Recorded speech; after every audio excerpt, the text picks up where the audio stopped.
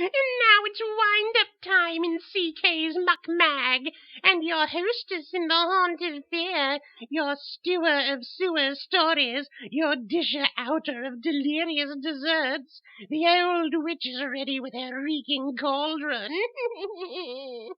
So tuck your drool cups under your quivering chins, and I'll begin the foul fare I call Shadow of Death. Come with me to a lonely corner in the downtown business section of a large city. Overhead, the last fading stars finally retreating before the advancing light of dawn, and the sleeping city is awakening to the sounds of jangling alarm clocks. But long before the city's office workers and busy housewives have risen from their warm beds, Ezra Morton has been on the job. There he is now, unlocking his little newsstand and swinging wide its doors. Notice how Ezra labors, wincing in pain. Yes, dear reader, Ezra is an invalid, a crippled news dealer. Ezra Morton is paralyzed from the waist down. Notice the bundles of morning newspaper stacked on the curb beside Ezra's newsstand, ready to be untied and laid out neatly on display. See how Ezra struggles, bending in his wheelchair and lifting the heavy packages. Now see the dark and deserted subway kiosk nearby, into which in a few minutes the office-bound secretaries and the factory-bound laborers will begin to pour, armed with the newspapers they have purchased from Ezra's stand. Now Ezra is ready for them, for the parade of humanity to rush by his stand and toss its copper pennies upon his paperweights and eat away at the stacks until only a few last battered copies remain. See how he smiles. Yes, dear reader, Ezra smiles. He smiles because he is content, for this is his life, all that matters to him. This little newsstand, with its few hundred daily paper sales, is Ezra's castle. Its meager profit is the line drawn between independence and starvation for him.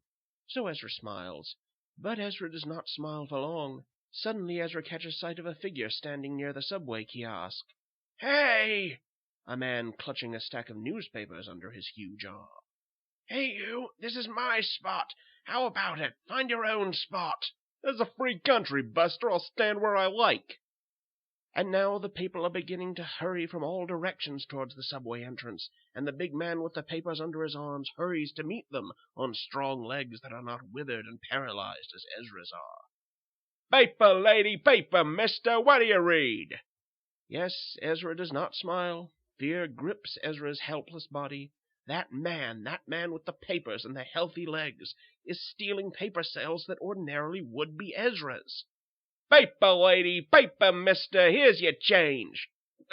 "Paper! Get your paper here!" Ezra begins to do what he has never done before. He calls out, trying to attract attention, calling for sales, imploring, reminding the mass of humanity with healthy legs that it has always bought its papers from him. "Paper! Morning papers! Get them here!" "Morning paper, ma'am! Thank you, ma'am!" But the sleepy-eyed people are blind in their rush to catch their trains. They do not notice that they are buying their morning papers from someone new. "Please, I've had this corner for 8 years. Those are my customers you're stealing. Please find your own corner." "Do me something, Gimpy. Go ahead. Paper, morning paper." And now the morning rush hour is almost over. Ezra's paper stacks stand high and hardly touched. The man with the healthy legs waves to Ezra. "All sold out, Gimpy. So long, see you tomorrow." The man moves off. Ezra stares at the unsold papers piled upon his newsstand counter. I'll never be able to sell these now." All day long, Ezra sits in his wheelchair, trying to sell his papers to the few who straggle by his stand. "Paper! Get your paper!" Finally, darkness begins to fall. Sadly, Ezra ties his unsold papers into bundles and deposits them on the curb for the trucks to pick up when they deliver the next day's editions. The next morning the man is there again, hurrying about on his strong legs, selling his papers to the unaware parade while Ezra cries in vain. "Get your papers here!" "Morning paper, lady. Thank you, thank you." The days pass. Every morning the man is there, stealing sales from Ezra, and every night Ezra counts his unsold papers and ties them into bundles. I'll never make enough to live on this way. A week goes by. 2. One morning, a truckman who delivers Ezra's papers warns him. If you can't sell more papers than this, Ezra, we'll cut you out of our delivery route. I'll try. I'll do something.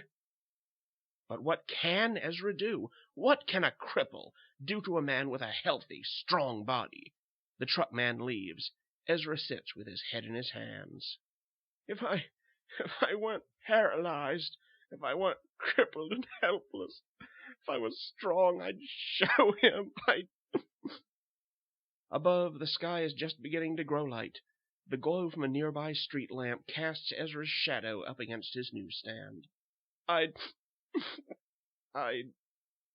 Suddenly, Ezra's shadow lifts its head from its hands. It rises from the wheelchair, wavering. It glides off down the deserted street on unsteady legs.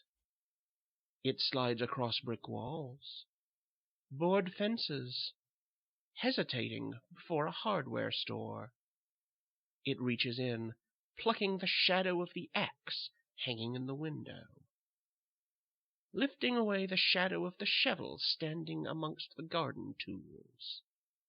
Back across board fences, back across brick walls, to a familiar corner where a familiar shadow stands, with the shadow of a huge bundle of papers under its arms.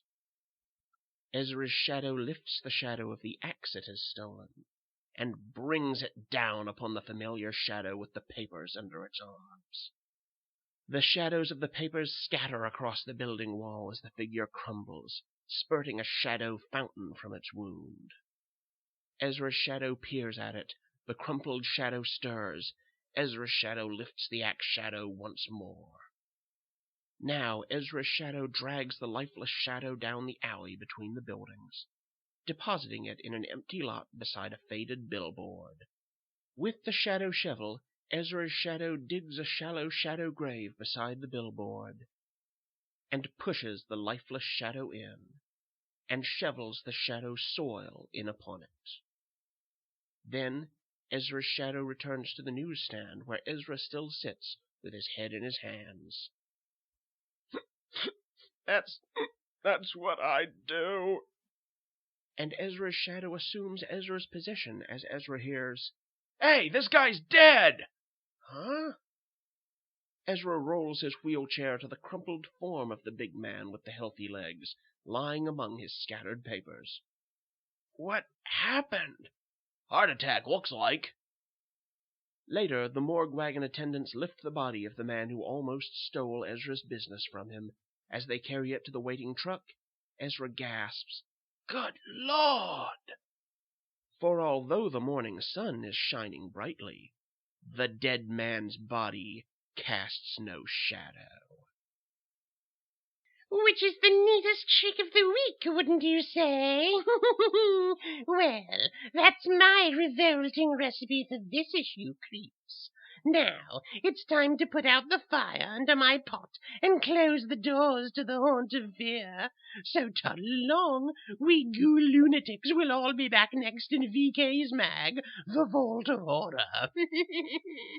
Bye now. I said bye. Get on and scram already!